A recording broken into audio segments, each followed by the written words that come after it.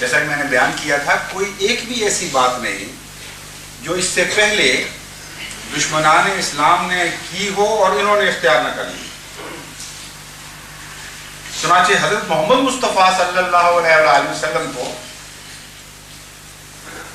کبھی فتنوں میں ڈالتے تھے، مصیبت میں مبتلا کرتے تھے، دکھ دیتے تھے کہ اپنے قول سے، اپنے مسلک سے ذرا سا سرک جاؤ، اور کبھی لالچ دیتے تھے۔ اور یہی دو چیزیں بین ہی آج احمدیوں کے متعلق پاکستان میں جماعت کی دشمن اختیار کر رہے ہیں۔ تو ہر قسم کے جبر سے بھی کام لیں گے تیرے خلاف،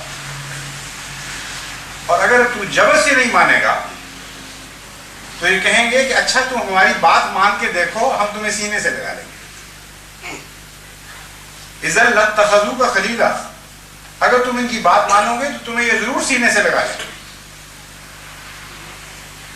یہ تو یوں معلوم ہوتا ہے کہ آج کل پاکستان کی باتیں سن کر خدا نے، یا پاکستان کی باتیں دیکھ کر خدا تعالیٰ نے یہ خبر بھیجی۔ یہی ہمیں کہا جا رہا ہے کہ سیدھے ہو جاؤ، خدا تعالیٰ نے جس کو امام بنایا ہے تمہارے لیے، میں محمد مصطفیٰ صلی اللہ علیہ وآلہ وسلم، اس کا کلمہ چھوڑ دو، یا پھر اپنے مسلک سے تھوڑا سا ہٹ جاؤ۔ اگر نہیں ہٹو گے تو ہم تمہیں ماریں گے، اور اگر ہٹ جاؤ گے اپنے مسلک سے تو ہم تمہیں سینے سے لگا لیں، تمہیں اپنا دوست بنا لیں۔ ہمارے یہاں وہی جواب ہے جو محمد مصطفیٰ صلی اللہ علیہ وآلہ وسلم کا جواب ہے۔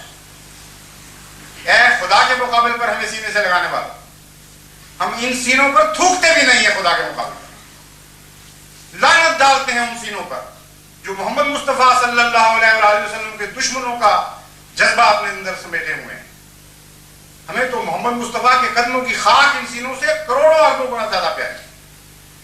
ہم نہیں چھوڑیں گے اس امام کو جس امام سے تم ہمیں کاٹنا چاہتے ہو، اور اس امام کو بھی نہیں چھوڑیں گے جو اس کی غلامی سے پیدا ہوا ہے، جو اس کی کامل محبت کے نتیجے میں تخلیق کیا گیا ہے۔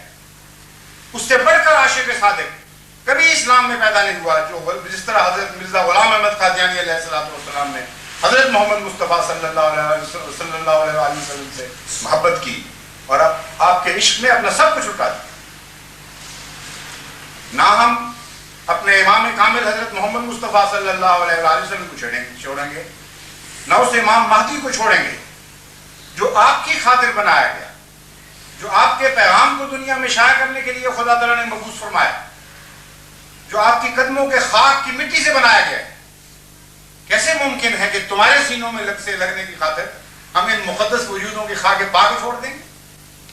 وہم ہے، یہ گمان ہے تمہارا۔ تم جانتے نہیں کہ خدا کی تقدیر نے پہلے تم جیسوں کے ساتھ کیا سلوک کیا تھا۔